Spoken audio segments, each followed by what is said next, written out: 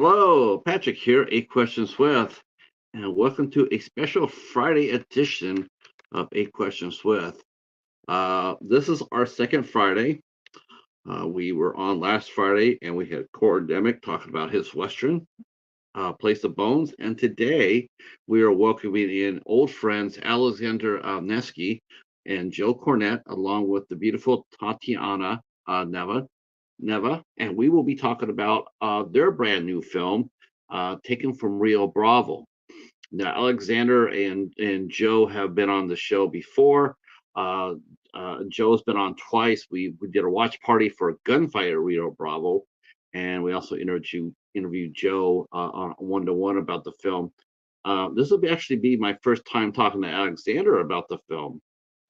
So about the first one and the second one, where he plays Ivan Turchin, who was a real life person. Yeah, this is going to be a lot of fun. I've seen both films, love them both. They're what a western. They're what a western should be. It's a beautiful love letter to the 40s and 50s, and I'm in for it.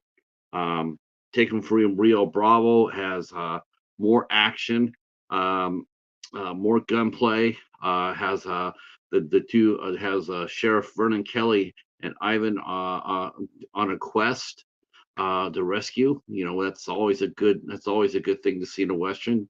One of the greatest movies ever made in the genre was The Searchers. Had John Wayne going out to try to find his granddaughter.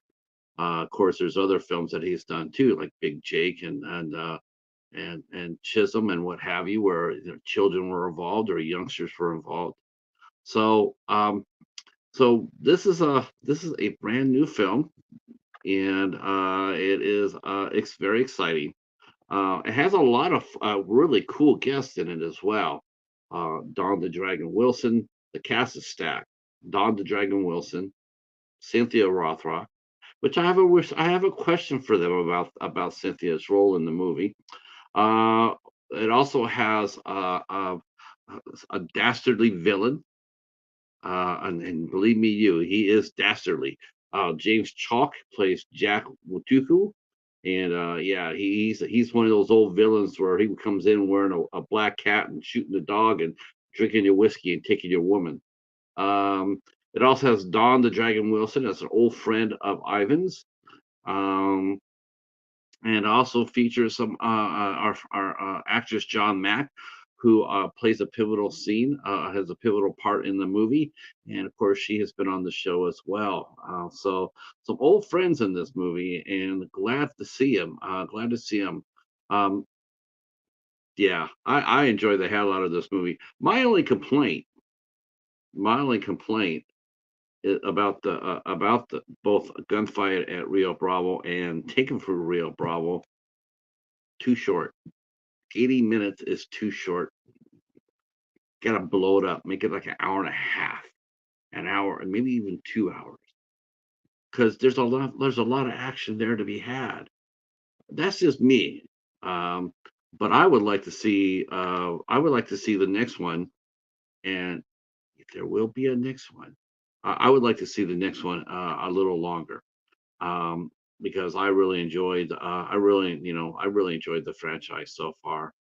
Joe Cornet and Alexander are just they work very well together. They're old friends. They're comfortable with each other. It comes out in the movie.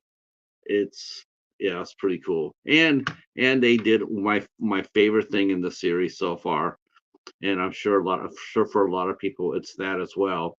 And no, it's not the gunplay. You would think that in a western, the one thing you're looking for is the quick draw, or maybe sweeping the rescued woman off to the sunset. But my favorite part of both these movies is when they show Alexander riding a horse in. The man is big. He is huge. It looks like it would be the other way around, like the horse to be on his back. Uh, but it's very charming and it's very entertaining, and it, I think it adds a really nice element of humor to the movie. Uh, Now, last time we talked to Joe and Alexander, and this tells you the variety that they have. last time we had them both on the show, we were talking about Night of the Caregiver, which is a supernatural horror film. That is a very, very well done movie. Very well done. And we were talking about Night of the Caregiver, and now we're getting back to the Western, the Rio Bravo franchise. And that's not all they're working on. They're working on other things too, but we're going to let them tell us about what they're working on when they get here. And the doorbell has just rang, so you know what that means? That means we go get our guests as they come in.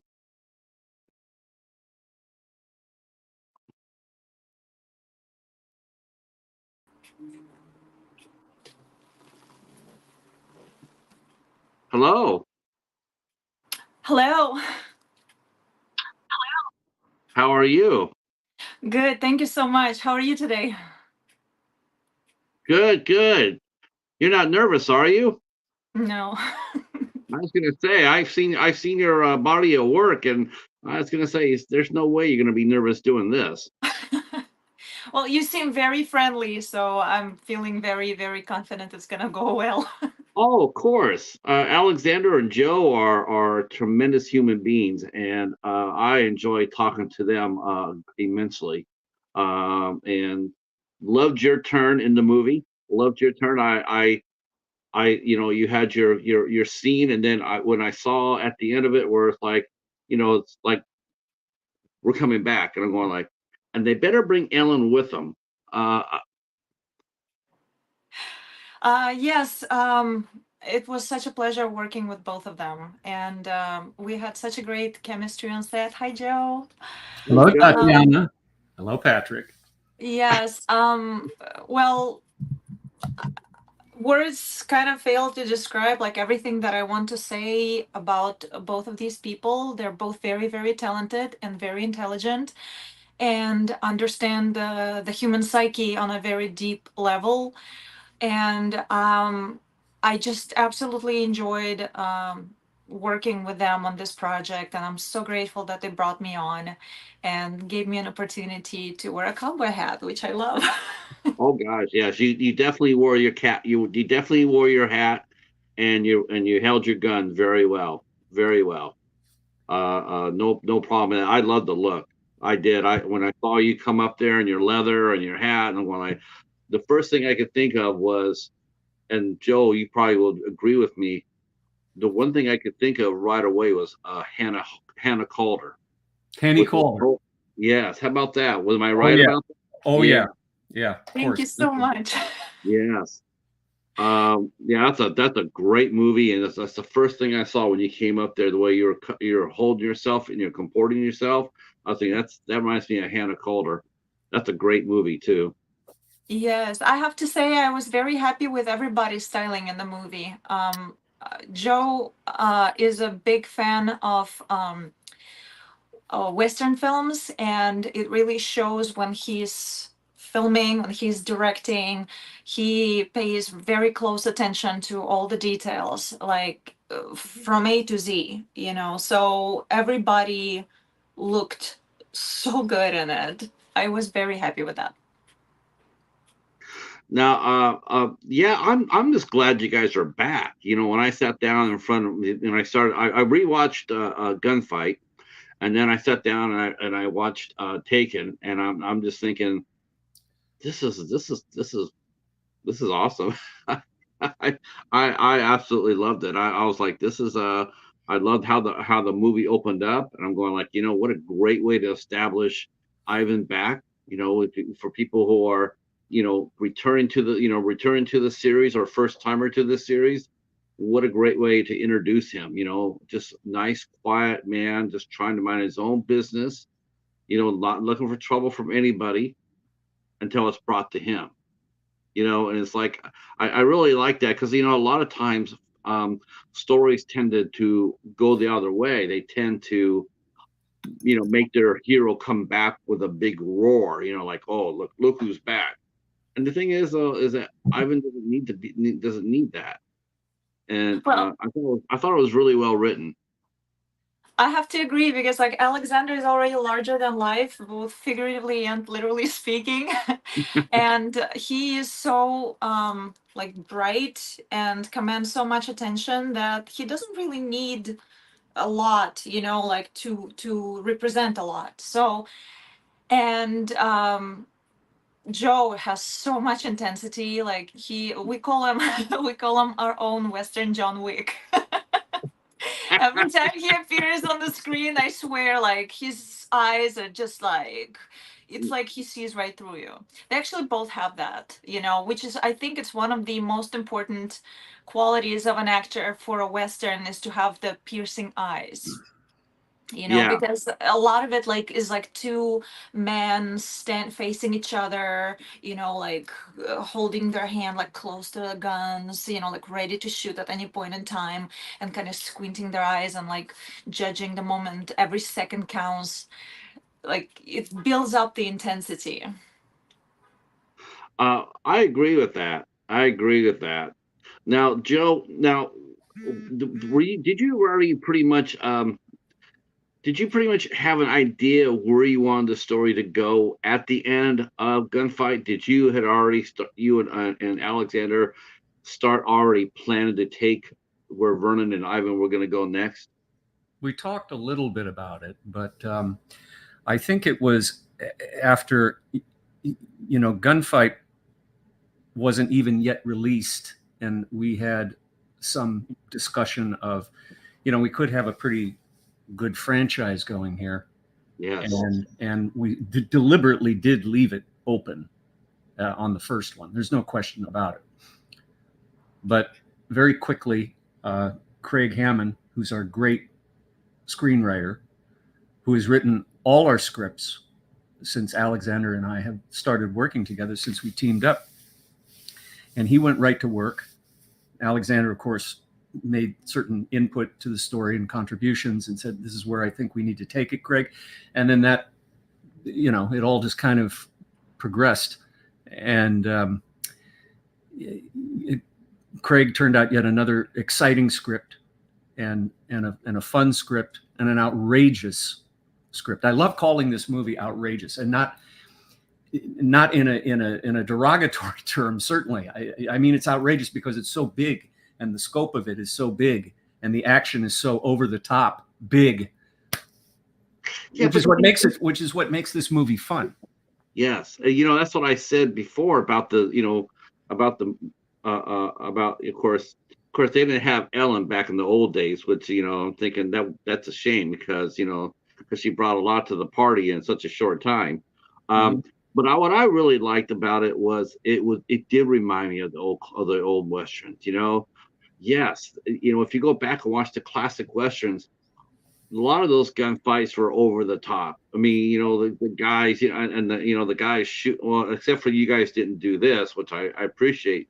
But, you know, back then in the old days, you know, the hero would break out the 6-shooter and shoot 30 rounds, you know, and that was commonplace. You know, all the action, you know, like holding out until the cavalry comes and stuff like that. I mean, it was a commonplace in the Western. This film walked right into that. It walked right into it, and so did Gunfight. I mean, so did Gunfight. Well, I think the gunplay in both of them, and again, kudos to Art Camacho, you know, who designed most or all of these fight sequences and gunfight sequences, and they're true to life in the sense that once a gun has expended its 6 rounds, it's time to pick up another. Not the thing where you were just talking about, you know, you see a guy popping off, you know, 50 rounds out of a Winchester, you know, right, defending himself. But it is though somewhat realistic in what it would actually look like. It's highly stylized, which is what I was definitely going for. And by the way, the character of Ellen Teal, who appears out of nowhere, leading my horse, I want to point out, Patrick. Yay. Okay, that's my horse that she has. Thank you so much. That's Lady. Give a plug to Lady there. Shout out to Lady. Yeah, but she that kind of woman did exist then. Yeah. They were far between, but they did exist. Yeah, you had Calamity Jane. You had Annie Oakley. Annie Oakley was a dead shot. Yeah, She could probably outshoot 98% of the men at that time. that's I mean, right. she was no joke. She was absolutely no joke. And so I think basing Ellen off either one of those two women, that's a smart play. Mm-hmm. And you know, I like, you know, I like, because to me, as soon as I saw her, I'll be honest with you, Joe. As soon as I saw Ellen, I knew before anything else, I knew it was good news, just because I knew there was going to be another movie behind it. Oh yeah. I knew it. Oh yeah, because there's just, she was just in for the one scene, and I'm like, oh, there's just no way we're bringing her into this. Oh, don't worry, we've got that taken care of. Yeah. I've got a script right next to me here, so. Of course, you know, I mentioned my favorite moment of the movie, and I'm sure it was probably some of your favorite moments too. Is you put Alexander on a horse again. Yeah. Yeah. I laugh my ass off when he comes around the corner. He's on the horse. I just said, oh shit, they did it again. I mean, it provides a really breath of fresh air and a sense of humor, and it shows that Alexander is comfortable enough to let himself be seen like that. And you know, there's a lot of actors, Joe, and you know this, that wouldn't be caught in a scene like that because they're yes, but he trained heavily to look good, and he mastered it immediately. He's an athlete, and really horseback riding is nothing more than another athletic pursuit, and so he adapted to it very quickly. And he looks good. And how could I not put him on a horse? Right. But you will note, you will note, my horse is bigger. Yes. I just want to point that out. Yeah, that was the whole thing I noticed right away, was the horse that Alexander was on was small. You know, like, man, that horse, it would look better the other way around. You know, like, okay, maybe Alexander should be carrying the horse, because that horse looks so small. It looks so small, and I'm going, like, that's what made me laugh, because you know, you would think that he'd be coming on a Clydesdale, but no. Well, I might have done that had I had a Clydesdale, access to a Clydesdale. But I think he looks great, and he's very natural on it. And why wouldn't I put him on a horse? The audience is going to expect that anyway. Yes. You know. Well, I was glad to see it, and I know fully well going into the next one, we'll see it again, and we'll have, you know, it'll be awesome, and you know, we'll be applauding that. Tatiana, was this your first time out in the desert doing a Western type film, with an action film? Was this your first time that you've done something like this? Of that scope, yes. It was my first time filming a full feature.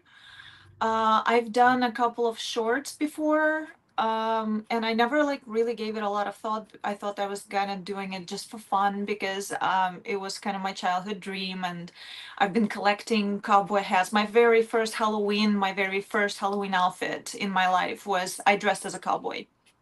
So it's been kind of lingering around in my life for a long time, and which is how basically it kind of happened, because we were talking about a completely different project with Alexander and Joe, and then they saw the footage of me, you know, like in a Western short and with a cowboy hat, and they were like, oh, you know what, like, you might actually work out well for this other project that we're working on. And this is how I got in, which was like super fortunate. Like, I was so happy. I'm so grateful. Thank you so much, you guys. And I'm really hoping that I will get to do some horseback riding in the next one, because I am obsessed with horses since I was a kid. Alexander joined us. Hi, Alexander. Hey, there he is. Hello, guys. Can you hear me? Can you? Yes. You see me? You hear me? Right? Yes, right. That's right. Great to see you. Great to see you all. Tatiana, you look amazing. Joe, you Thank look you, great. likewise. And Patrick, thank you very much for having us. Thank you. Finally, great to be on your show. Great to have you back, man. And once again, mad respect to you and Joe for doing shows like this. Thank you. You guys are promoters. Like, I love it. I absolutely do. You guys get out there and you push your movie, and it's a lot of people can learn a lot from you. I really mean that. I mean, it's great to come out here, and I've been following all your interviews, all the other interviews that you've been doing. I've been following them, and I'm just amazed at how much passion and both of you have. And it's mad respect to you both. Thank you, Patrick. Also, And thank you. Tatiana, And let me, yeah, how have you been, Alexander? I was great. I mean, look at us. I mean, I'm in a great company. Tatiana is beautiful and amazing. Joy is so talented and amazing. And to your point, Patrick, to your point, and I hope I'm always enjoying our conversations and all of that. It's just I think what we should do, we should also inspire your audience because what you just said before is super important. It's super hard to make a movie, right? To make a good movie, to make movie which people will enjoy. But it's just a part of the puzzle. You have to push your movie. You have to be able and you have to find time and passion. Because, I'm producing movies since 2003. Since what? It's like 21 years. And I remember on my very first one, on Moscow Heat, great Michael York. You remember Michael York from Logan's Run and Three Musketeers and Cabaret. I mean, he was amazing. He started to promote it with me in 2 days. He was super tired. He told me, Alexander, we already did 20 interviews. We're done. And I respected that. With Joe, I mean, it's a completely different story. He's always asking me, Alexander, what's next? When is our next interview? What are we doing next? And it's important when your friends and your team on a movie understand the importance of that. Because, it's a huge puzzle. But for your audience, it's all doable. You just have to push it, and you have to push it yourself. No, I absolutely 100 agree with that because it's look at the landscape. I mean, one good thing about a Rio Bravo franchise, and that is that the landscape is sort of quiet. There's not a whole lot of westerns being made. So the way I look at it is, man, it's like it's there for the taking.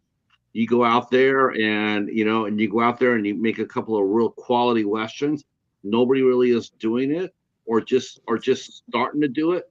There's another big western that's opening today called Place of Bones. The way I look at it, it's like the more the merrier. Bring them on, and because there's nobody else doing it, and everybody talks western. Everybody talks about the old west and everything else, but Hollywood does not really want to invest in the western, and that's silly to me. Steve, our good friend Steve says Old West movies are his favorite. I have the TV station Grit TV on all the time in my house. Yeah, I mean, me too. I watch a lot of westerns. Now, I asked. I was going to mention this, Tatiana. Joe and Alexander, they're always on the move. Your story of how they came and found you, that's exactly what happened when they did Gunfight at Rio Bravo, and they found Natalie, and they said, you know what, we think you'd be great for our next picture, and they already were looking at her before she even knew it, and they walked up to her and says, because we think you'll do great in this. Mm-hmm. So I'm not really surprised when they came up to you and they asked you to do this, because not only are they great producers and director and actors, but they're also really good at finding talented actors who want to work, who are not afraid to get dirty, not afraid to get cold, not afraid to hold a gun. So again, hats off to you both for having the insight to cast Tatiana, because she was great.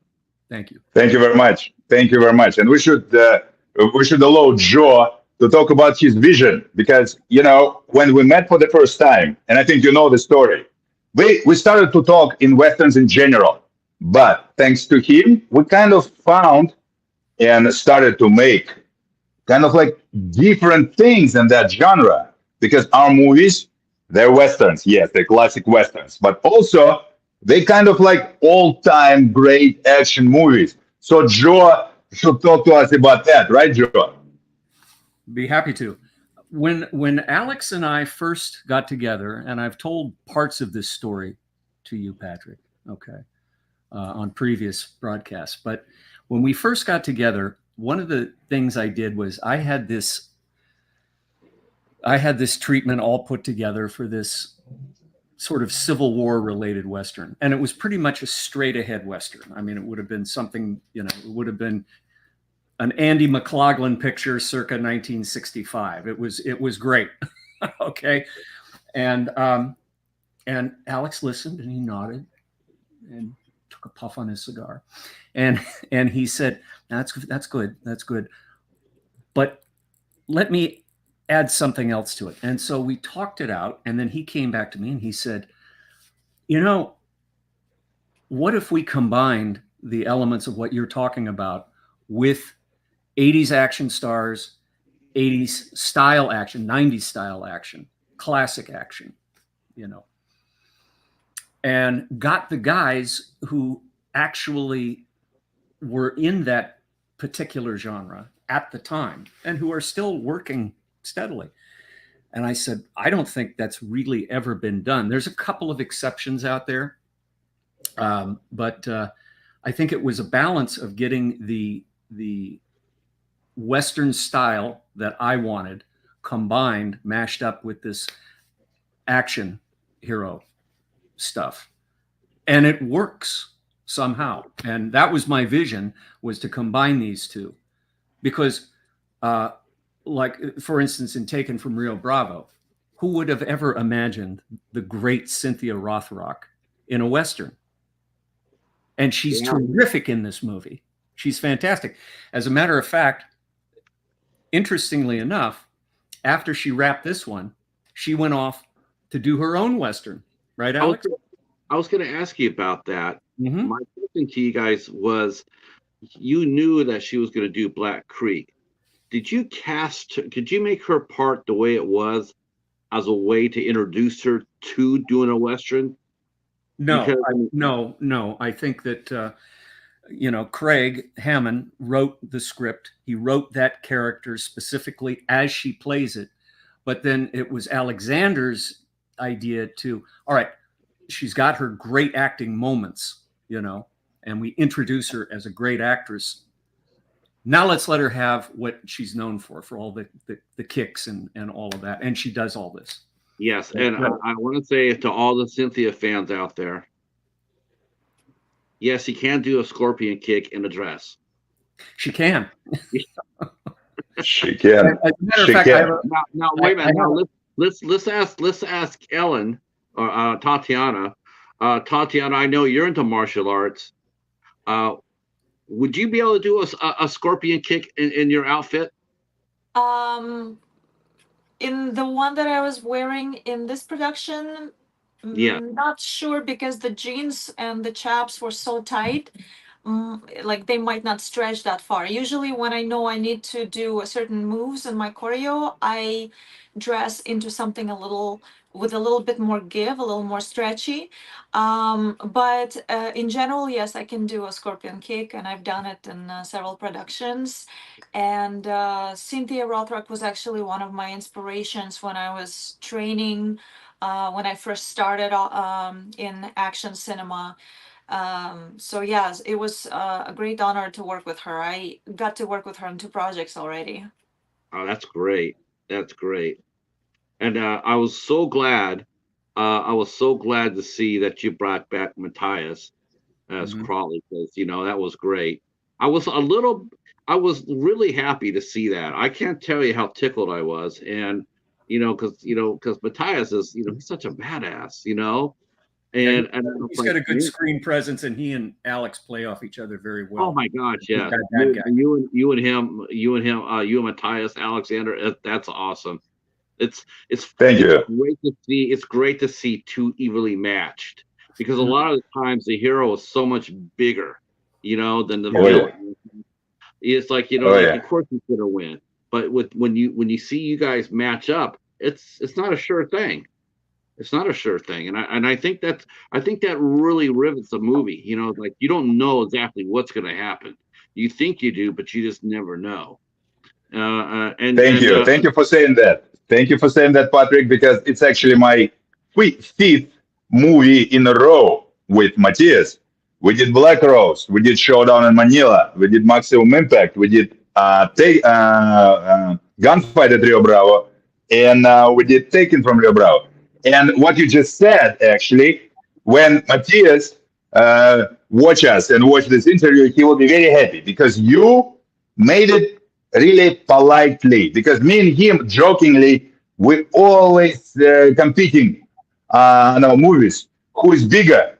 Who is taller? Who's jokingly, of course. Of course, I like him a lot. He likes me a lot. We know each other for many years. We're great friends. But we have that kind of not that serious competition. And what you just said, you said it perfectly. You said, Alexander, you finally met your match. So basically, I still hope I'm a little bit bigger. That's for Matthias, who will watch it. But seriously not. He's a great villain, and he is actually a great actor. And he showed it in Gunfight at Rio Bravo. Because thanks to Joe, I think his acting performance was, in my opinion, the best one. If we talk about his career, the best one. I mean, he was amazing in Gunfight at Rio Bravo, and that's Joe's achievement as a director. But another interesting thing, basically going back to Tatiana, it's always important, Patrick, to have a right outfit, right? And on both movies, on both Rio Bravo movies, we had Renee, who is a great costume designer, and her team. But Tatiana created her wardrobe herself, and maybe she will tell your audience a little bit how did she do that? Because right, Joe, her wardrobe was amazing for Ellen. Oh, yeah. Actually, Joe has participated in creating of the outfit, because he provided, the accessories like the gun, and the coat that I'm wearing is actually his coat. I had to pin it to make it fit a little bit better, because it was obviously the coat for a man. But I thought it all worked out really well. Together with the ensemble that I had prepared, and it's been really interesting to put it all together. I used to work as a stylist, as one of the creative outlets that I was expressing myself, and it was never enough for me to just model or to just act. I always wanted to try this and try that and explore different creative outlets. So I worked as a stylist, I worked as a makeup artist, I worked as a photographer.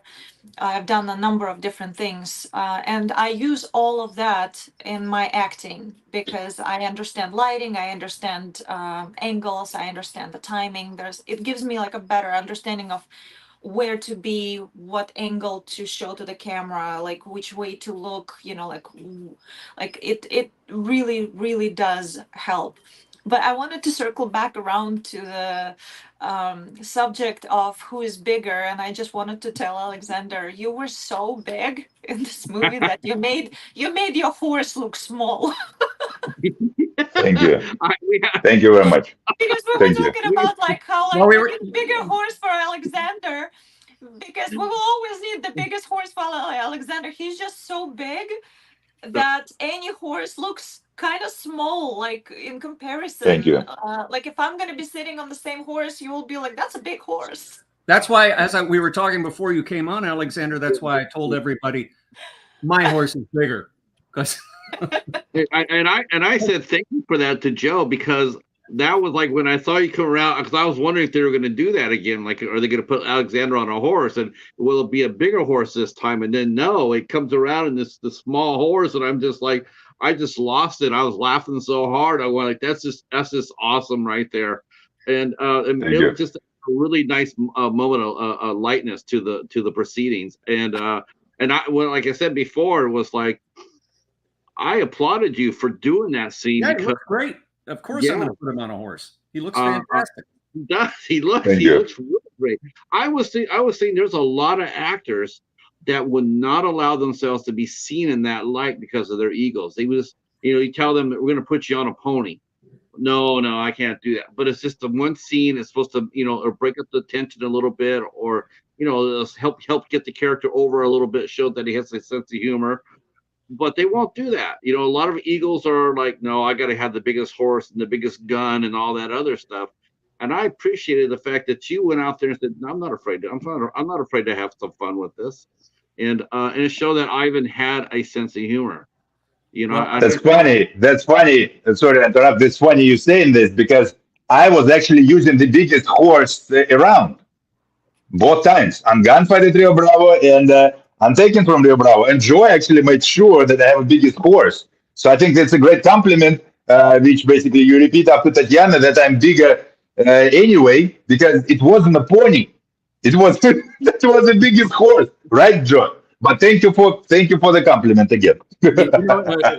funny thing about this is that when you talk about preparation and he looks good on a horse, and we've got a lot of great equestrian people associated with this, and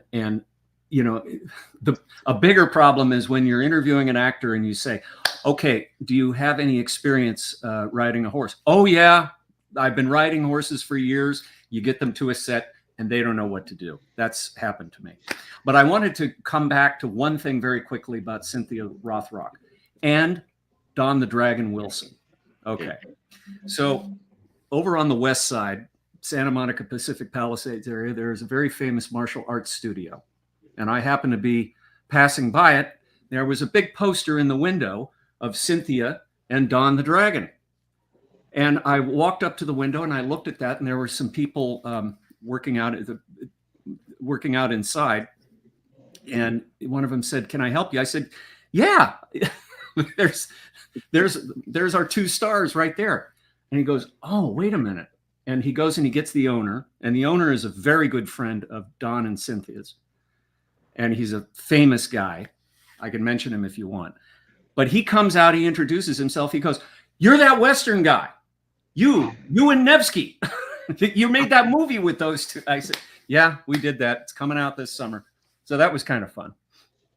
Yeah. Did you know at that time that Don and Cynthia had worked with Alexander and Thordown in Manila? Sure, because I'd seen the movie several times. Sure. So I mean that must have been the easiest casting ever. Oh, it was, yeah, but it was great. It was great working with those two. We got some questions here. I'm going to go to the chat here and catch up a little bit. Let's see. Our friend Steven says that Tatiana makes a great Wonder Woman. Yeah, I saw that on your background, Tatiana, that you played superheroes, including Catwoman. I could definitely see you as Catwoman. Yes. Thank you. You're 5'9". Thank God. Because the other one they have is like she's like actually. 4'10". Huh? I'm 5'8" actually. 5'8". Well, the other one they have playing Catwoman, she's like 3'5". It's terrible. I would love to see you take a crack at it. Let's see. I also want to point out to your audience that she makes a great Vampirella. Oh wow, that is dynamite. That's hella Thank cool. you, Joe. See, a question for you. I'm a little late, but what attracts Mr. Cornet to the Western genre? A lifelong love of those films ever since I was a kid. Yeah, I can imagine that. You are. I mean, you love the Old West. I mean, we've talked about that before. You got a new book coming out, right? Yes, and I could show you the proof of the cover. Okay. right here. And there it is. Nice. And Good. A Prayer Very for the Damned and Other Tales of the West. And it's being published by Henry Gray Publishing, great publishing house. It'll be out on October the 18th. It'll be in hardcover, softcover, and there will be an audiobook as well. You'll have to come back and talk to us about that when it gets released. Delighted. Thank you. Alexander, you sent me something to read, and I was reading it, about your start. They're talking. The reporter was talking about the start, and I was just so impressed with how hard you worked. And from your when you started in Russia, like when you were sitting there saying how bodybuilding was not allowed, was outlawed. I was really surprised at that. I didn't realize that. But you still overcame. You overcame. You adapted. You made your path. You didn't let anything stop you. How do you look at when you look back at your career, where you come from until where you're at now? What are the three best moments in your career too at this point? What are the three things that stand out to you that you're most happy about? 3. Besides meeting me. Yeah. Yeah, I mean, it's right here. It's meeting Tatiana, meeting Joe, and meeting you. This is like all 3 right here. But exactly. But talking seriously, Patrick, it's hard for me. It's hard for me to think about 3. But I think first and most important one in my career was the moment when my mom told me that I can achieve everything. I can achieve whatever I want to achieve. And when she told me that, it was still Soviet Union. Bodybuilding was illegal. Hollywood movies were illegal. I was like 12 or 13 years old, super skinny and shy kid, and I hated sports. I loved poetry and classic books and whatever, classic literature, but I hated sports. I couldn't do any sports and whatever. And we didn't have any money because officially in Soviet Union, everyone was equal, whatever. But in reality, of course, some people, they had better jobs. Some people had some dachas, which is house outside of the city. And some people didn't have anything. And my mom, she didn't have money at all, 0. And she had to work.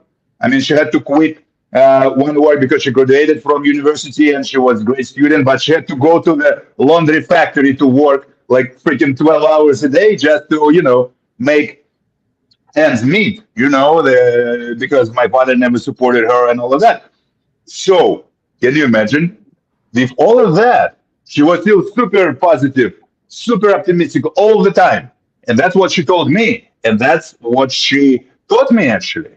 And when I found bodybuilding, boxing first, and I started, boxing, it's a contact sport.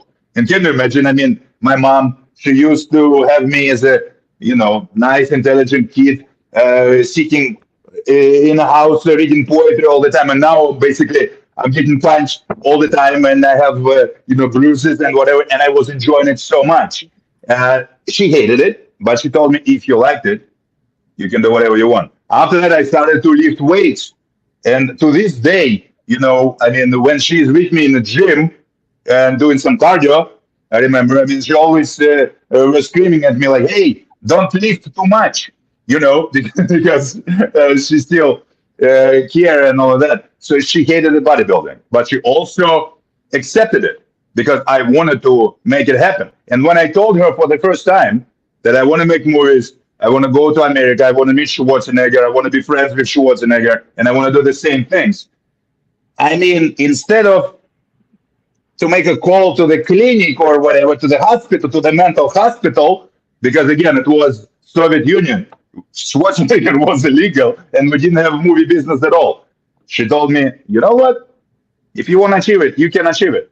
And that's exactly what happened. So that was the first moment when she told me that. Second moment was when when I found out bodybuilding, and I started to train. And of course, for the first couple of years, you couldn't see the difference. I was still skinny. I started to change. But for tall people, it's very hard to gain muscles. It's very hard. you know. But that was the second. And the third, if I talk about my career, probably the moment I decided that Russia is not enough, because I became a superstar in Russia when I was 21.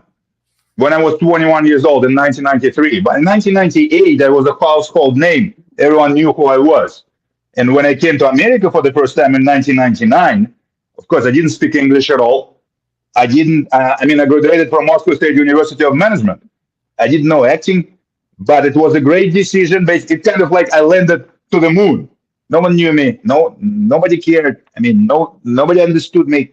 But it was a nice decision to, to challenge yourself again, and try to do it here. And I produced 17 movies to this moment. 17, right? Taken From Rio Bravo is number 10, which is in American release. Total number is 17. And to this day, for me, those three moments still, they still working for me. Because every time we all have struggles, especially now, right? It's very strange time, unfortunately, on both sides of the ocean. There's so much of the negativity, pessimism, or whatever correct word in English, right? People are struggling, and I think they're also struggling with their dreams, because that's a freaking most important thing. That's what we should tell your audience again and again. Don't be afraid to dream. Don't give up. Look at us. If we pushing forward, you can push forward. So that's my short answer in my not that perfect English to you. Do you still carry two phones? Yeah, of course.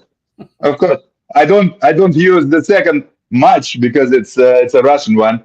Right. But yes, I carry two phones, and I still in charge of everything what is in my life. Sometimes it's minimums which I have to get, but I always shoot for the maximums, And I always, I'm enjoying it as much as I enjoyed it back then.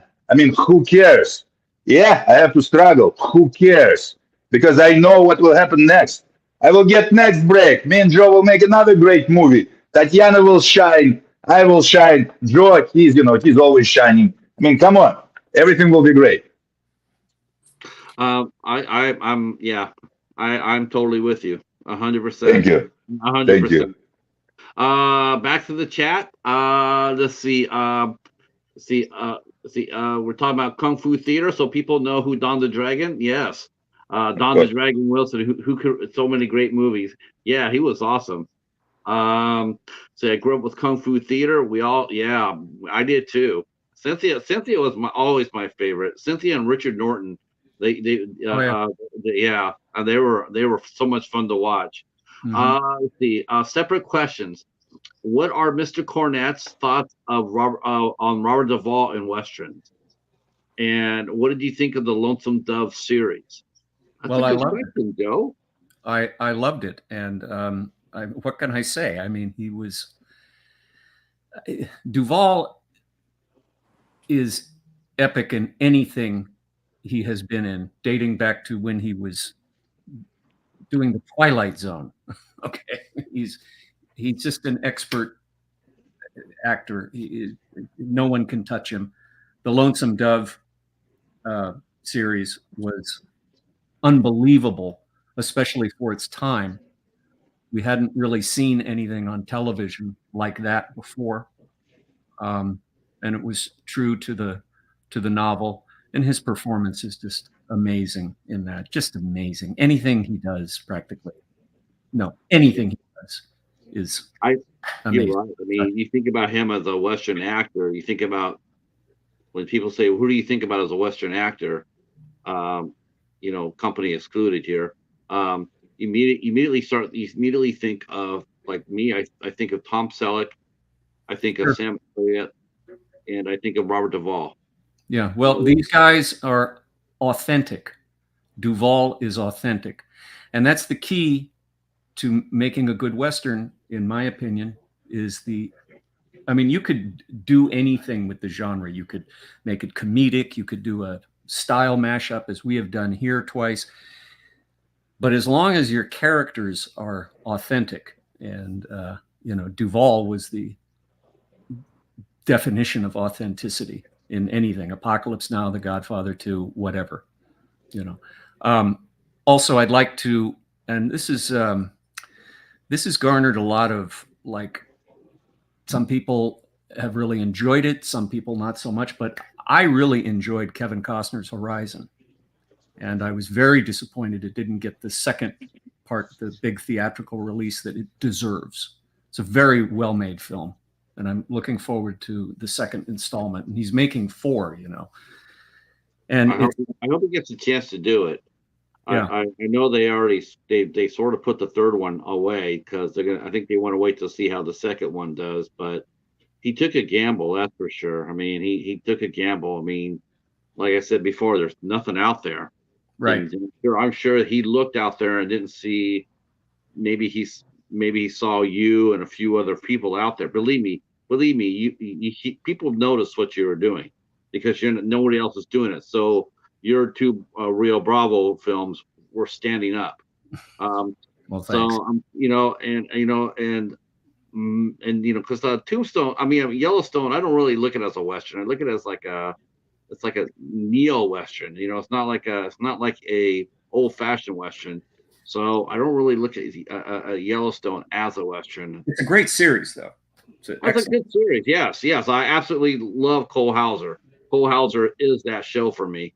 But I mean, Kevin Costner is definitely another gentleman who definitely is a great, his greatest Westerns, his greatest movies have been Western. Yeah. Including he did Open Range with Duvall. I was just going to bring that up. Excellent film. Yeah. Let's see, I'm going to go ahead and read some more questions through here. We're talking about the Twilight Zone. Let's see. Steven says that his first experience with Tatiana was Bat in the Sun. Has been a fan ever since. I have to go look at that. Costner is amazing as well. Logan loves Larry McMurtry and Lonesome Dumb series. Tatiana, let's go back to you. So when you got cast as Ellen, what did you do what did you do to create the character? Well, I was given a baseline, kind of like a foundation for Ellen. I knew that she was a bounty hunter. I knew that she was a badass, and I kind of started taking a deeper dive from there. Creating a character is always a collaboration. First, you have the script and the initial idea. Then you have the director's vision, and you understand the direction of the project, like where everybody is going. Like everything is pointing in the same direction. So whenever, as actors, we create our characters, we're looking at like, this is our point A, this is our point B, how do we get there together, like simultaneously at the same time. And I started kind of digging deeper into the character, asking questions. Where does she come from? What is she like? What did she go through? Why did she, being a woman at that time, why would a woman choose such a lifestyle? It's highly unusual for a woman to choose such a highly masculine lifestyle. Like, it's so masculine that not every man is going to choose it. So it immediately raises questions for me, like, how did she come to be this kind of a person? And by asking all of those questions, I kind of interviewed the character in my mind. And she answered them in a way that has become clear to me. Okay, so she's not a bad person, but you don't want to cross her because she understands her strengths and she understands her weaknesses. She's not going to give you a chance to cross her. Like, this is how she's still alive, because she's going after some of the most dangerous men in the land, the outlaws that are like have the most promising rewards for, and she doesn't quite care if she's gonna bring you dead or alive, you know. Like, in fact, sometimes it's easier if you just, you know, make her day, punk. It's like that's less to carry. Now, did you watch any westerns? Did Joe give you any westerns to watch, to help, or to help create the character? Did he give you some some? Well, here's some women in films that you could look at if you need a little bit of help, or was it just totally all up to you? I mean, as far as as far as how you saw the character, did you get any sort of background help from that? Absolutely, yes, absolutely. Joe gave me some suggestions for the movies that I should watch, and I watched them all. And I watched some of the films of my own. It was a collaborative effort. Alexander gave me his notes on what he thinks would work best. He has a really good understanding of movies and action, and he's really good at choosing the direction that the viewers will appreciate. So I took all, like, usually I just take all the notes and I see which pieces can be pieced together, and I do it with all of my characters. I did it with the aforementioned Wonder Woman.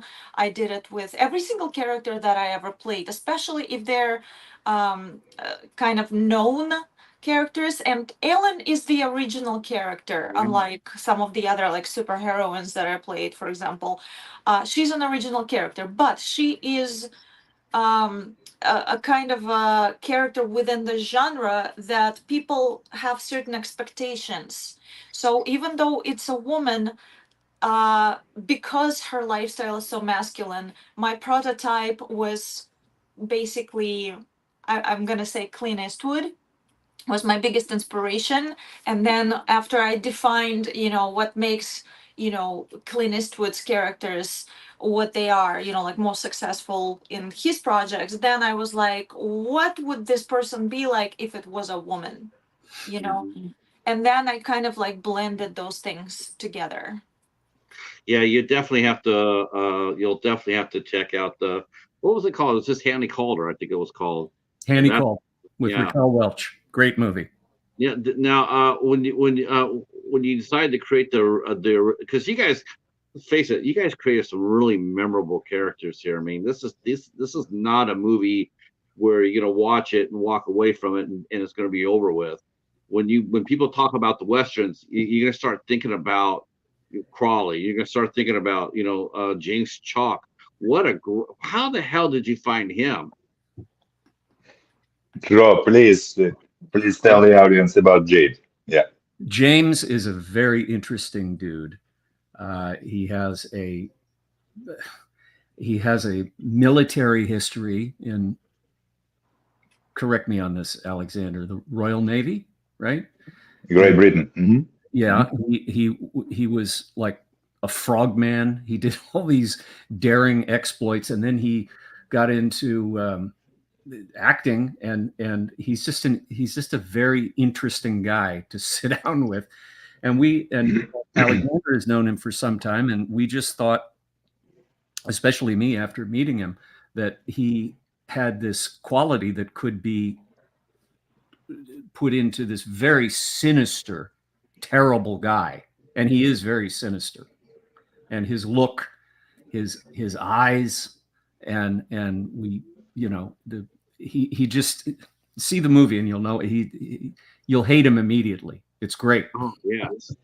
And I'd like to mention she's not here because she's on a set all day today working, but Carrie Goodwin is quite excellent in this film. She was in, of course, Gunfight, and you've had Carrie on a couple of times, Pat, but she really excelled in this film because she's one of the principal characters that kind of pushes the story along, and she's great. So check her out. I'm going to go back to when you were talking to Don and Cynthia. Now, when you came approach them for the roles in this movie, has Cynthia gotten her movie up and running yet, or was this done before that? Before. Yeah. I I thought think so. we inspired her, Patrick. I Yeah, I think think you know, Cynthia didn't even, I yeah, did too. Cynthia didn't even think about making a Western before we made Taken, because it was her very first one, as well as Dawn's. It Hmm. was their first Western, as well as Matthias's with Gunfight at Rio Bravo. For Olivier Gruner, it wasn't, because he did a great movie back in the 90s, which was a theatrical film, Savat. And it was a great film when he played like a kickboxer on Wild West. But it was in 90s, so it was basic. And actually, in Gunfight, we even had like an homage to Savat when Olivier Gruner playing a martial, and he has his martial arts moment. He's kicking. I mean, he's the freaking world kickboxing champion. It was easy and fun thing for him to do. But let me just, you start to talk about our great actors and stars. Let me just talk to you a little bit about luck. Luck. Because as a producer, I'm talking as a producer now, not as an actor. You, of course, also you have to be lucky. And my luck in that genre, happened, of course, first of all, because of Joe. Joe made three great westerns before he met me, and he's really in love with the genre. He loved western genre as much as I love like classic old style action movies. And when I'm talking as a producer, not as his co-star or great friend, I'm talking as a producer. We're talking about business now for a second. And I think that also should be important for your audience, because business is one of the most important, puzzles in all that huge thing, right? So as a producer, you have to make sure that your director, yeah, he should have a vision, or she.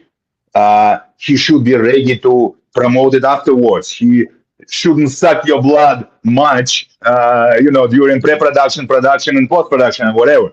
But most importantly, your director has to have magic in him or in her, magic, and that magic will help all the way. And with Joe, I got exactly that, because he's having fun. He's having fun even when we're struggling. Even when Olivier Gruner, we're supposed to shoot him on the first day of shooting of Gunfight at Rio Bravo, and at 4 a.m. I'm getting the text from him, and he was driving from Las Vegas to Arizona. His car broke in the middle. He couldn't make it, but basically, we have to shoot all his scenes. And on independent movies, actually, as well as on studio movies, but on independent movies, it's even harder. So we have to, what can we do? We're done. Joe just smiled, and we shot around. And when Gruner showed up, of course, he did. We still shot him, and we didn't lose a day. And it was still fun. No drama. No, still fun. And there's another thing about luck, Patrick, because with our actors and with our stars, we were also lucky. And Tatiana, our beautiful Tatiana, she stole those things from me and Joe, and she didn't have much time to prepare, but she did. And her wardrobe was amazing, and every critic mentioning her now in the reviews, because she really stole all those things. She was amazing. And in the third one, which we already announced in the end of Taken from Rio Bravo, because there will be third one. There will be last heroes of Rio Bravo. She will be there, and she will have a lot of action. And of course, Sheriff Kelly will be there, and Ivan will be there. And going back to Joe as an actor, he's great as an actor, and it's hard to find the director I thought who I thought who can do both. You understand what I'm saying, right? And he I can thought do both. Yes, please. I thought when Vernon and Ivan were sitting there, uh, and then and then he started telling the background of Vernon, I haven't done always the right thing, and it was a really quiet, introspective moment, and you're sitting there saying, I I was a bad man at one time, I did bad things, but but now I'm a different person. I'm a, now I'm on the side of the angels, and people moved me to move to that direction. It was really, I love that sort of character development. I do. I love it. I do. I think it's, my only complaint in the movie, to tell you the truth, Alexander and Joe, my only complaint about the movie was it was too short. I want this. I'm being serious. It was like, I'm like, next time, stretch it, because there's a lot of really good characters. You guys created some really good characters, and believe it or not, people would pay to hear you guys just sit there and just talk around a campfire. I mean, if you go back, look at Open Range, Yeah. Duvall and Costner, they talked a lot in that movie, Yeah. and you got to know those characters, and you came to really care for them. Yeah. And and to me, it's like you guys created really good characters, and I just Thank think, you. yeah, for me, I just want to see more of those quiet moments. Well, I'd rather have the audience, wanting to see more than going, oh God, this is too much. But True. it's a delicate balance. You have to, what did Faulkner say? You have to kill your darlings, and you have to measure, okay, how much of this do we want, that, and not sacrifice the pace of the film, because we were specifically, Alexander and I were going for this thing to be even a quicker pace than the first one. And the first one had a lot of that introspection, particularly with Alexander's character. There's a great scene between him and Natalie Denise Spurl in there that's great, just fantastic dialogue moment. Yes. But at the end of the day, we're producing basically an action Western, and we got to keep up with that. Well, but I mean, I was gonna say, go back to Horizon. Yeah. I'm not saying to be like that. That's like a 3-hour movie per se. Yeah. But he, Costner, he knew the story he had to tell. He knew that he needed the time to tell it, and so for me, for the next installment of Rio Bravo, I know it's a lot to ask for, considering budget constraints and whatnot, but I still hope to hell that there's an extra 10, 20 minutes in the next film for those. Patrick, thank you. Patrick, thank you very much, because we'll take it. We'll take it as a great compliment. It's just, again, and it's funny because we're talking about art and we're also talking about business at the same time. But as a producer, I was lucky, because when I approached Joe, film was supposed to be longer between us, right? Our scene, the way we shot it, just my conversation with Joe before Helen shows up, it was twice longer. And actually, at least Joe's acting was amazing, and I think my acting wasn't that bad. Very good. But thank you. But when distributors approached us and told us that basically it's the middle of the movie and it's getting movie slower, and distributors are the ones who will make you international deals. For example, today film is out in Germany on Blu-ray and digital and Prime Video in Germany, right? Month ago, even before the United States, it was released in the United Kingdoms. After the Germany, it will be released in Korea, in South Korea. It's just, as a producer, you have to make sure that your distributors are happy as well. And they, believe it or not, they know better. So Joe could have told me, and I could have told them, like, you know what? No, we'll love this moment. It will be for 7 minutes instead of 3. No, that's our vision. But talking about luck, you have to be lucky yourself and see it all as the right puzzle. And you have to have people close to you who understand. Yes. So Joe understood. In the end of the day, we're having this complaint from you. So let me tell you, in the third one, we'll try to make you happy.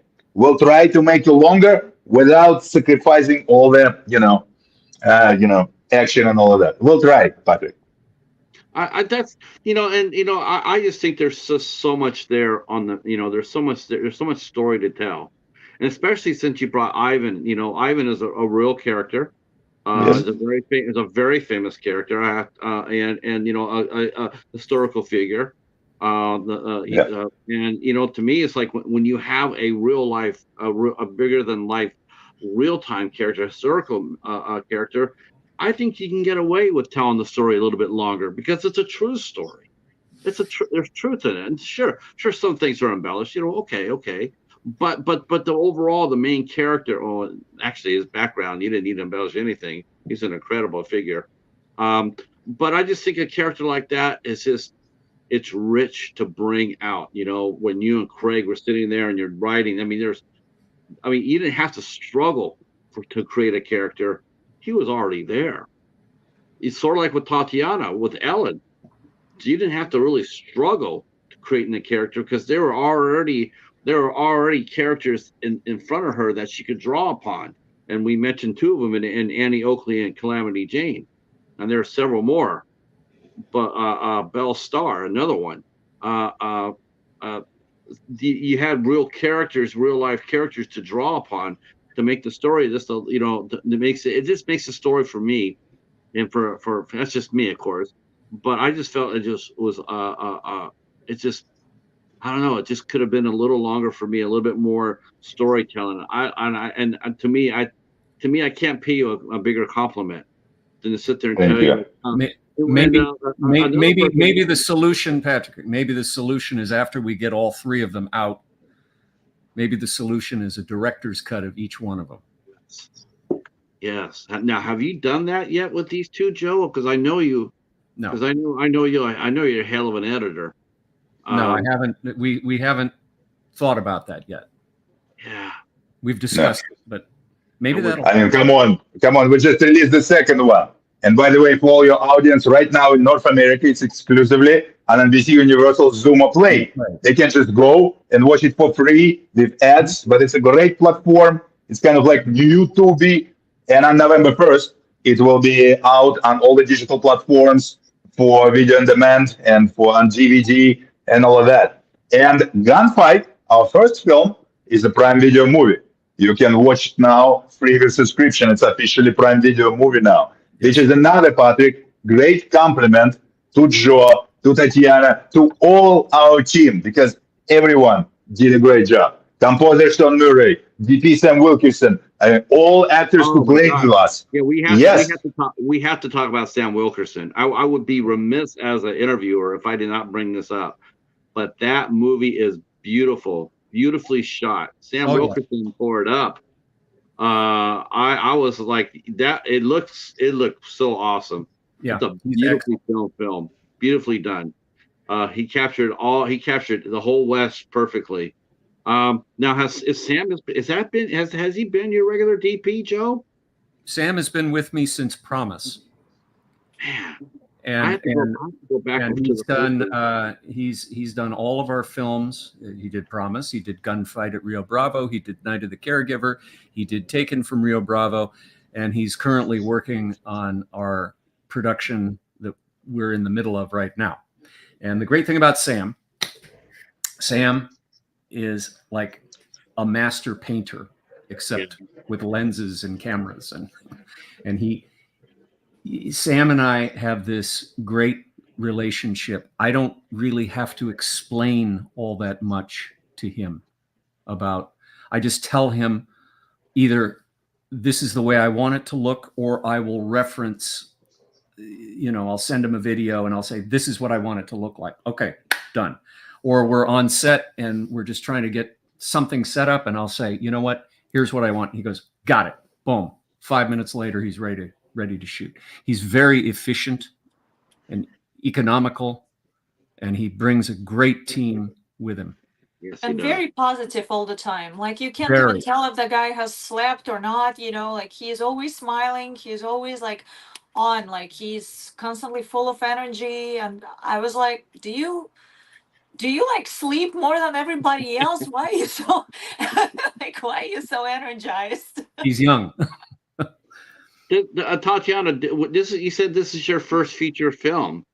What was it like? Western feature. Oh, first Western film. Okay. Yeah. So, how did you like it? I mean, overall, how did it compare to doing some of your other roles, some other movies. What did you really like about the Western compared to other films?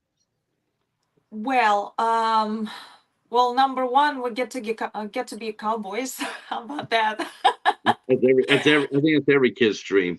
Yeah, well, this one definitely stands out. For one, I love when this, the setting takes place in nature.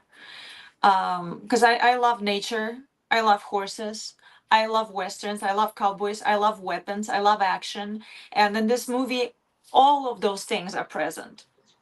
And I love to do the things that it was unlikely for me to do, because for a Russian actor to find themselves in a Western is not impossible, but it's not typical, and that is something that is very appealing to me. I love things unique, I love um, new horizons, groundbreaking ideas, and stuff like that. So and just the synergy between the characters was very special, because if you think about it, the three of them, when they're sitting there together, there's a reason why it flows so well, and there's a reason why people liked it so much. Technically, you have three very different people from different backgrounds coming together, but once you kind of take a deeper look at them, you realize they are pretty much the same person in different bodies. If you Yeah, look at them, you will see three people who, all three of them went through some kind of struggle in life. All three of them had to do what they had to do. They're basically three wolves that chose to guard the sheep. Like, that's very unusual, and yet here they are finding themselves running into each other in the wilderness. And it seems like, oh my God, it's unlikely to happen. But if you think about it, then again, it is likely to happen, because they kind of spotted each other, they seek each other out, and they yeah, could choose to go different ways, but because they're so similar, they read each other really quickly, and they understand there is no danger for me here, and they kind of embrace each other in the conversation, break bread, and there's magic in that, you know in the world there's a delicate balance of good and evil, and not only in the movies but in real life. And I feel like there are some people in this world that are not afraid to break a nail, if you know what I mean. Like, who will get into the middle of the fight to stop it, who will right. risk their own lives to save somebody else's, who make a difference. And those are the three people who make a difference. And just getting to participate in this type of setting, like even as an actor, is something that is really close to my heart, because I actually stopped fights in real life. I've done certain things in real life that are not likely for a woman to do. So to me, being in that setting felt very organic, very special, and very inspiring. Would you like to talk for a moment about your vocal at the end of the film? Oh my God, thank The you so theme much for song? that. Thank you so much. Yeah, that was another one of my childhood dreams come true. Alexander, Joe, and Sean gave me an opportunity to sing a title song on this film, and yeah, the lyrics and the music was written by the great Sean Murray, one of the best composers in the world, and I'm not exaggerating. And I could not, honestly, at first I could not believe this, and I was like, yes, of course I want to do it. I'm so grateful. It was such a fulfilling, beautiful experience. And my little niece has been listening to the song on repeat. And by the way, the I love it so soundtrack, the much. soundtrack is out now. I believe it's out on iTunes. Yeah, You could buy it, or if you subscribe to iTunes as I do, you could get it yeah. When I and listen to the that song, it song's gives me on there. chills. Yeah, it's so beautiful. Sean is so talented, and he just he's one of the reasons why this movie is so magical, because the kind of music that he writes for it, it does not compete with the movie, it completes it. It Completes really Totally. he really has a very keen understanding of different genres of music, and he writes it fast and he writes it good. You know, every single song that he creates, like, perfectly highlights the characters and the mood, and you can literally, like, the moment that you hear that song starting to play, you literally understand that these people are embarking on a journey. It's in the music, it's in the vibe. You literally imagine yourself riding on a horse, like, through the prairies. Like, that's the kind of music that he writes, like, absolutely magical. Like, Sean, like, hats off. And you, Tatiana, because you did an Yeah. amazing job. That's a great song, Uh, and Joe loved it. I loved it. Our Emmy nominated Sean Murray loved it. This song is also an official theatrical trailer for the film and for Zumo trailer and in the movie. So you did a great job, Tatiana. Thank Thank you you very so much for much. that. Means a lot to me. Thank you. I gotta say one thing right here, Tatiana. You have one of the best toolboxes I've seen of any actor I've interviewed. Am I wrong about that, Joe and Alexander? I mean, No, you're not. Thank your you. toolbox is packed. Thank you That's so much. yeah. Thank Yeah. you. It's gonna be very exciting to see where you go. Not only that, but she shows up on set bringing snacks. Does she? Separate and apart from if you have craft services, she shows up with a snack tray. Yeah, that's oh my God, that's hero stuff right there. And they're not Oh, cheap yeah. snacks either, like red vines. They're like, protein cookies, vegan stuff, and like all good stuff. All Yes. healthy stuff. Yeah. Yes. Yes. Well, I tell you, I have strong motherly instincts. Yeah. you know what? I'm gonna go ahead. I know I'm gonna press on you guys for time, but I'm gonna go ahead and ask a couple more questions if you guys will let Please. me. Of Um, course. so I want to know what you guys are working on now, because I have seen it, The Wide West. Oh boy. Now that looks to be pretty darn exciting already. So talk to us a little bit about that. And I know it's supposed to be coming out in 2025, but tell us a little bit about that film, if whatever you feel comfortable sharing with us. Joe, please start. Okay. This is the wildest thing you will ever see. And when you talk about mashups of genres, imagine the Japanese culture, specifically martial arts and sumo wrestling, meets the Western genre. And it's based on a true story. Again, it is. It's set a little bit later than what we normally film our Westerns in. It's set in 1907. And it's a very unique story. Again, Craig Hammond penned the script. And we are working with bona fide Japanese stars of the sumo wrestling world. And Alexander and I have kind of taken a deep dive into this culture in our own lives. Not that we sumo wrestle, but we've been to the championships. We've enjoyed meeting these gentlemen, and I'm going to let Alex take it from here. But it was a very interesting experience for me. This is why I wanted to say this, and then I'll hand it off to you, Alex, because I have never worked with a language barrier, because these gentlemen largely did not speak English. And I don't speak Japanese. I love Japanese movies, obviously. Kurosawa, of course.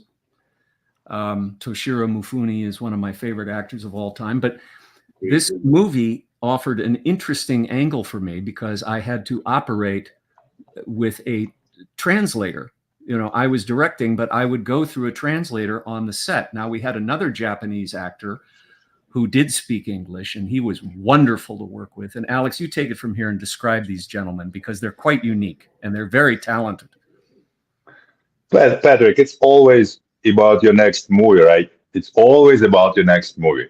And with your next movie, you have to make sure it will be bigger than your previous one. With the Wild West, it will be bigger, it will be wider, believe it or not. And for sure, remember we spoke about me and Matthias Hughes, who is bigger, who is smaller. In this one, if we talk about lead action stars, I'm the freaking smallest one. I'm the smallest one because I have co-stars as Hiroki, who you saw in John Wick 4. Hiroki is also star of Netflix TV show Sanctuary. And Hiroki is, he probably my height, but his weight is what, like 500 pounds, 550 pounds? 525 pounds, I think, yeah. Exactly.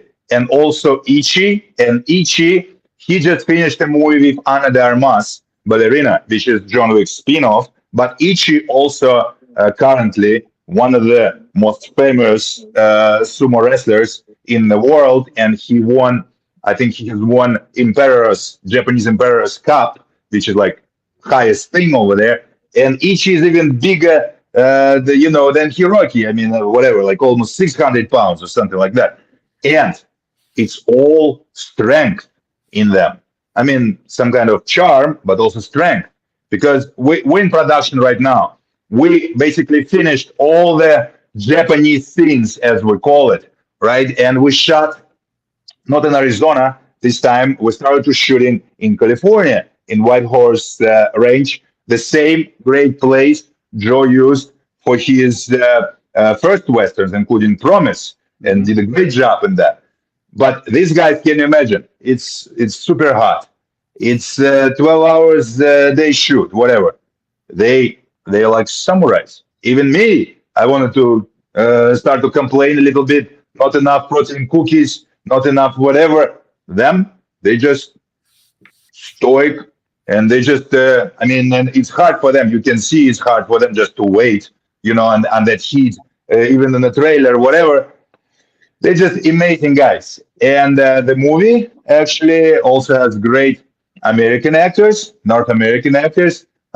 Joe will play in a movie, and Tatiana is in a movie, and our friend Nick Bailey is in a movie, and Kerry Goodwin is in a movie, and we'll have a couple of more great actors joining us this fall when we will finish production. Hopefully, my friend Eric Roberts, Oscar-nominated Eric Roberts, amazing guy, who already worked with me in Joe on Night of the Caregiver, and he worked with me on Maximum Impact and the Prophecies. Hopefully, he will join us, and a couple of other guys. So this film, as Joe just said to you, I think it will be great homage to Red Sun, if you remember Red Sun with Charles Bronson and Toshiro Mifune. But also it will be some new big step in Japanese-American independent co-production. Because as you maybe saw on my social media or Joe's social media, in Japan, we're already getting a big buzz. In biggest newspapers, on TV, they're all excited because sumo wrestlers never had leading roles in a movie. Yes, they did have some cameos, John Wick, members of a geisha, but they never played leads. And we should credit it again. We should credit it, our executive producer, Andrew Freund, who helped Joe a lot with translation and with the vision of the film, and he co-created the story with Craig Hammond and Sam Wilkerson and his team. They shoot in the movie again. And that's very interesting and fun experience. Right, Tatiana? How was it for you, Tatiana, when you started to work on that one? Well, that one is by far one of my favorite movies I've ever worked on. Like I said, I love things unique, and the longer film industry exists, the more has been done, and it becomes increasingly more difficult to surprise people with anything. But you put sumo wrestlers in the Wild West, and there you have it. There's your formula. Yeah. and throw in 3 times Mr. Universe, and then like you have something that like people are going to be wondering like how did that even happen, you know. So I really enjoyed it because those are the two cultures I was intrigued by since I was a kid. I had equal love for westerns, and I also remember watching the TV show Shogun with my mother, Oh my God. with Richard Chamberlain, Yeah. and this is when I realized I love Japan. You know, so like as much as I loved West and as much as I loved Japan, all of a sudden you put them into the same film. How? Like to me, it was absolutely shocking, but Alexander just comes up with those ideas. Like he came up with the idea of, you know, he found this story of Ivan Turchin, you know, like that this person existed. Then he and Andrew like were like, oh, okay, like what if sumo wrestlers were in the Wild West? And it's so unusual that just for that factor alone I would watch that movie if I didn't I know would watch it anything too. else about it, because where else are you going to see this? You know, it's Yeah. never been done before. The closest was the Red Sun, but it was about samurais in the Wild West, and here you have sumo wrestlers. You don't see a lot of sumo wrestlers in the movies in No. general, but every time you do, it's a memorable experience. Like I can name several movies where I've seen sumo wrestlers because you always remember that.